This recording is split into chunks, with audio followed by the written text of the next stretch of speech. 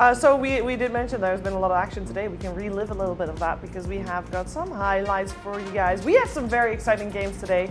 Yes, there were one-sided games, but also there were very back and forth games and a little bit of bloodbath. Let's take a look. All right, we're kicking it off with EGT7. Was that the best series? No. Was the Beast Coast series the best series? Which one was the best series today? Beast Coast series kind of sucked. EG1 was fine, but not that great. What would be the best one? All the EG series were great, because all the series they win, it looked like they would lose, and the one they lose would look like they would win. Yeah. It's always high. Yeah, poor TSM. It's just sad seeing them go. It's just why are you sad? because it would have been nice. I would have team. liked Tomato to play in front of a home crowd. Okay, That's fine. for me the main reason why I'm sad for Fine. TSM. But guess what? EG have Yeah, well, 5. yeah, but they are gonna play in front of the crowd anyway. I know. You know? Yeah, you're right. But now they get to do it from upper bracket, like absolute ballers. That Yeah. is true.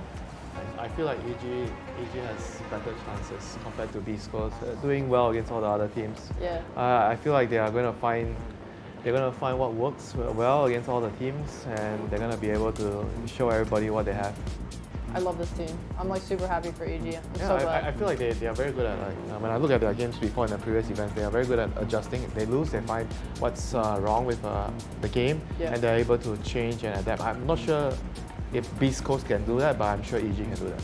EG have like a couple of nervous issues, I think, when competing at LAN, but if they can not feel that, if they've improved it since past events, then I think they should be looking really good. I don't know how the pressure of playing in front of home crowd will affect them. That's Yeah, kind will of the that big be thing. worse or better, you think? Because people Yeah. are gonna cheer for you, but you also know Yeah. that you're responsible for their happiness. I'm gonna, I'll hunt them down and I'll find out before playoffs. Yeah, because it is a very interesting way of thinking about it. Because playing in front of a crowd is one thing. Yeah. Playing in front of a home crowd, it adds an extra layer. Yeah. I know that feel nothing is not an option. They're definitely feeling a lot of things. Yeah. The Yeah. thing is is the boost from the energy of the crowd, does it outplays the pressure? That's the question, but it's gonna be a mix of feelings, definitely. Well, Do we have stats on the region winners of like all the official events, like of the DPC What do you mean? circuits? Like majors and TIs, like of the last 2-3 years. How the regions have done? Yeah, like who's won? Like when was the last time like Southeast Asia or something won an event? Southeast Asia TNC never. won something. TNC won something. They won the major Was that it the the teams MDL? did not attend. Yeah, I think it was Something in MDL. China, MDL Chengdu. When was that? That was the first major of the year that got 2019, I think. cancelled. 2019, is it? No. So how many years is that? That was the winter of 2019. Winter of 2019. That's insane. And then SA's never won because they need to get top 4. That's like That's already current goal. good if they do Yeah, that. that's Yeah. about to change, don't worry. Dude, I'm ready. Yeah. I'm actually Oh. genuinely ready for it. I'm so hyped for EG. That would be amazing. I can't Yeah. Now I was just wondering, like between like Europe and the rest, how Yeah. they're all. We need a panel that's, we have one person biased to SA, one person biased to SEA, one person biased to Europe. I'll be biased to SA. I'll do it.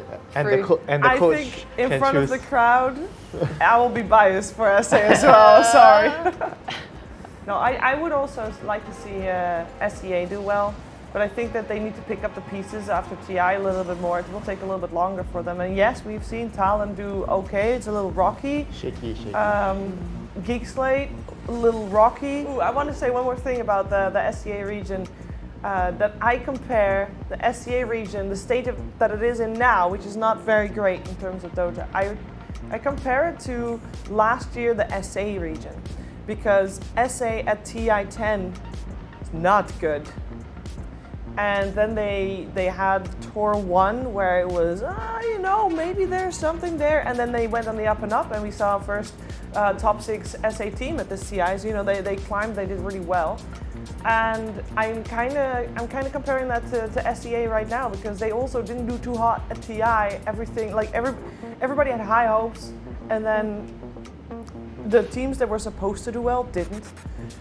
And now everybody is left to pick up the pieces, and who knows, maybe hopefully, you know, like a phoenix from the ashes, comes back better. There is something there. We know the talent is there. We know that they already did better than what we were expecting to. So I also see, I'm having high hopes for them for the season, is what I'm saying. I think that's, yeah, high hopes. Is it copium? I don't know. I don't know. A little copium, but Yeah. a little bit. Because if you compare SEA to SA, right, SEA started further ahead and then they fell behind. Yeah. SA is always going up, like little by That's little, true. but they're always on That the same is true. trajectory. SEA is like up, down, It's up, a little bit down. more wavy. I mean, since